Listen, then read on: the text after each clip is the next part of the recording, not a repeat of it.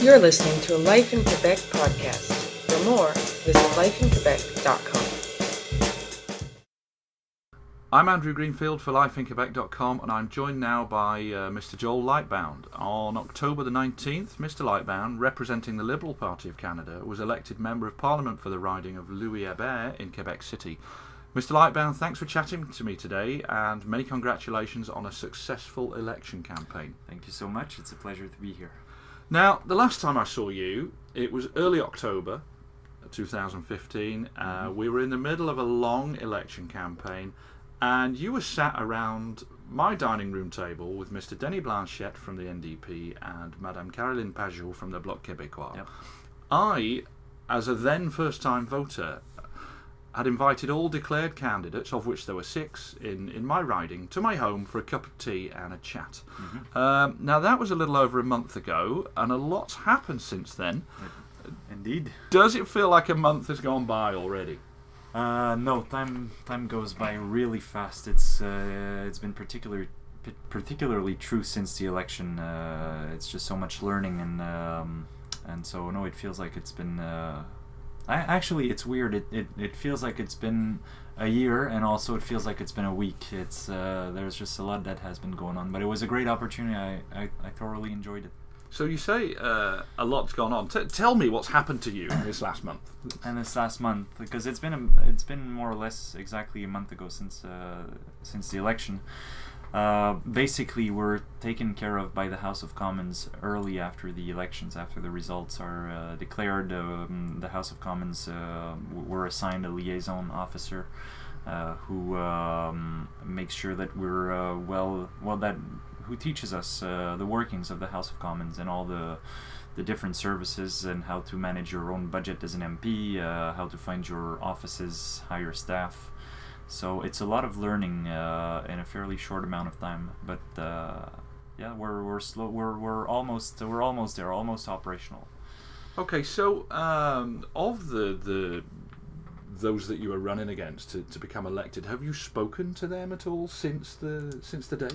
On the night of the election, it's a tradition to call the others and to have a little chat. I spoke with Monsieur Asselin from the Conservative, Madame Pajot on that night. I met Mr. Asselin yesterday, actually, and so we've talked a little bit about our experiences. I think, regardless of the party, if you put your, as they say here sometimes, if you put your face on a sign and you send for an election, it's a particular experience, which I think involves a lot of learning about oneself, and so basically there's something to share there. And with Mr. Blanchette, I've had more dealings with him as he's the exiting MP, and to make sure that the transition goes smoothly. And to that effect, I can attest that he's been a gentleman, as he has always been.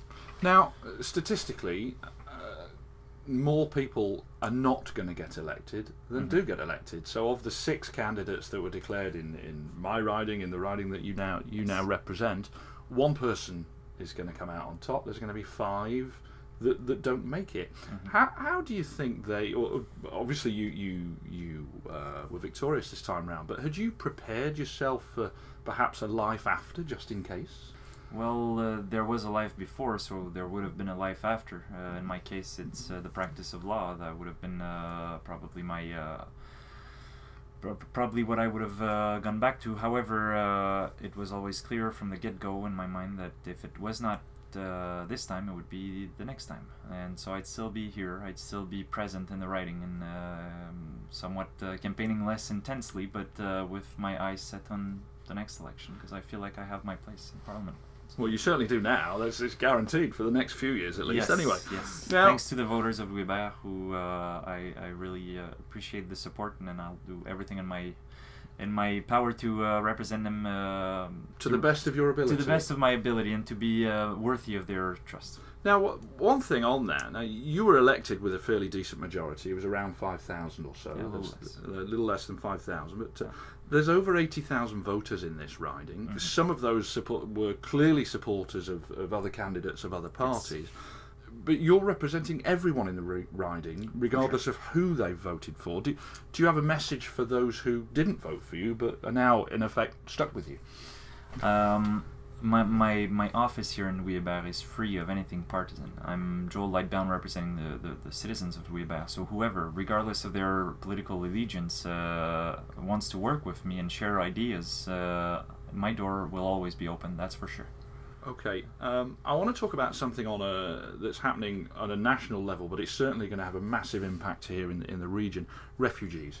25,000 coming into Canada by the end of 2015. Is that genuinely feasible?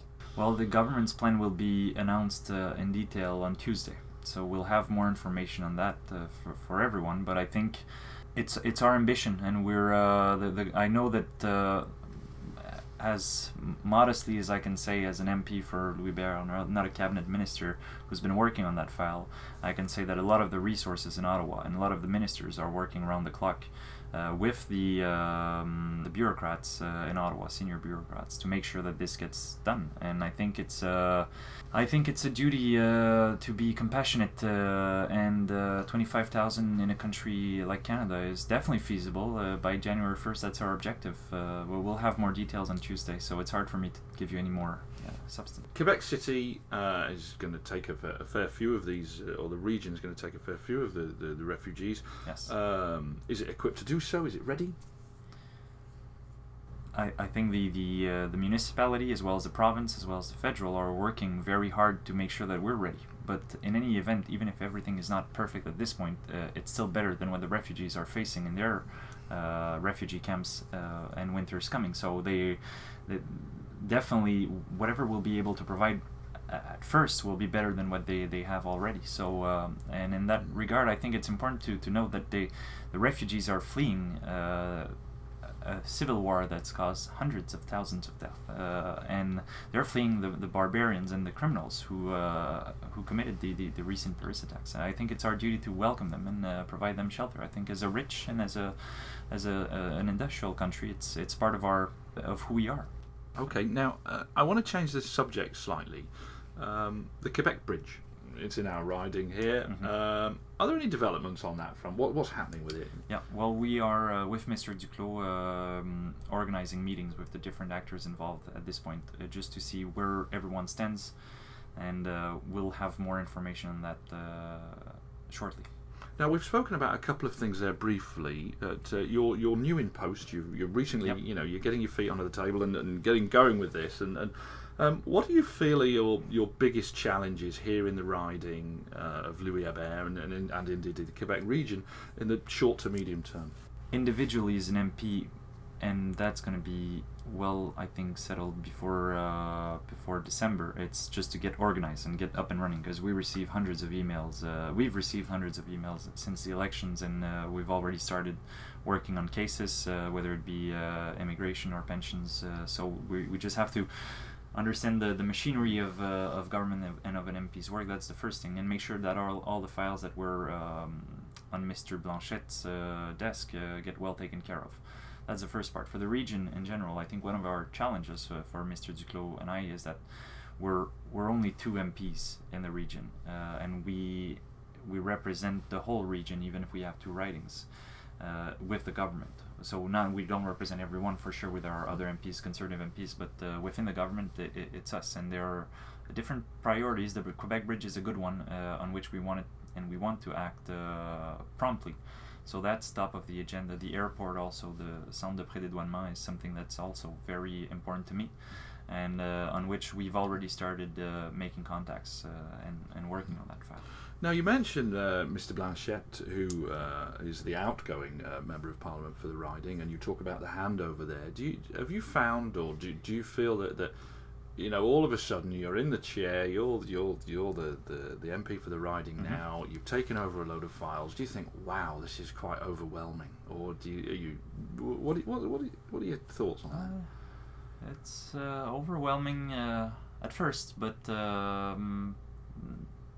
you have the capacity to hire some competent people that help you with that. So you have a good team? I have a good team, Mm-hmm. yeah, which we've hired about 2 weeks. I've hired about 2 weeks ago, and so you have a team with you. And the House of Commons is really well run organization. They answer to all your questions, and I also have some former some MPs who've been there for a while who've offered me advice, or other former Louis Hébert MPs. I'm thinking of Madame Charest or Mr. Dawson, former Liberal MPs who I call from time to time to ask them for their advice. So for sure, at first it's a lot of new information, but it's going pretty smoothly. Okay, now you mentioned there about yourself and Mr. Jean-Yves Duclos, the two red seats in the region. The rest, you're surrounded by blue Conservatives. Are you going to have to work with the local candidates from Conservatives on local issues? How's that going to happen? We're definitely open to work with the other. They have a mandate to represent their citizens, and that's for sure. And that's their role. It's to speak for their constituents in Ottawa and with us. So we share interests, I think, in the region, and on that note, on that point, for the region, I think we'll be working with them as much as they want to. I'm definitely open. I've had some good conversations with Mr. Deltel. We've even had lunch together, and there's definitely, I think, a desire to work and to collaborate. And I think it's also part of the new approach that Mr. Trudeau brought to Ottawa and to government, is that regardless of the party from which you stem, you're there to represent your citizens, and if we can do it by crossing party lines, it's all the better for the Canadian people. Now, what, from you personally, and what can we, the electorate here in our riding, what can we expect from you between now and the next election? You can expect to see me a lot in the medias as well, to answer questions, to be accountable for the work that we're doing, that we're going to do in the next 4 years. You can also expect from me to call you back. If I've had citizens who've called me on a variety of issues, who want to speak to their MPs, and I call them back. I listen to what they have to say. And I learn also about different files. I'm not an expert in everything. I have the wisdom to know that I don't know everything. So those are two things definitely that you can expect. That you're going to see me a lot. That you're going to have a proactive MP in Louis Hébert. Good. Now, final thing. Part of being a member of Parliament means that every 4 years or so, regardless of how well you think you've done your job, you're going to have to reapply for it. Yes. Every 4 years. And it's a really big job interview. Now, 2,000 people. So. Now, during the next campaign in a few years' time, I will again, because I really enjoyed it, and I will invite all declared candidates in my riding back to my home for a cup of tea and a chat around my dining room table. Will you come back? Hopefully you'll still live in Cap-Rouge. We want to keep you in Louis Hébert, and if you do, I'll definitely be there. Fair and square. Good. Well, I'll hold you to that. Good. Okay, Mr. Lightbound, good luck with your term of office, and we look forward to seeing what the future holds for you and the riding of Louis Hébert over the years to come. Thank you so much for having me. I'm Andrew Greenfield for lifeinquebec.com. Thanks for listening. Thank you for listening to a Life in Quebec podcast. For more news, editorials, and opinion, visit lifeinquebec.com.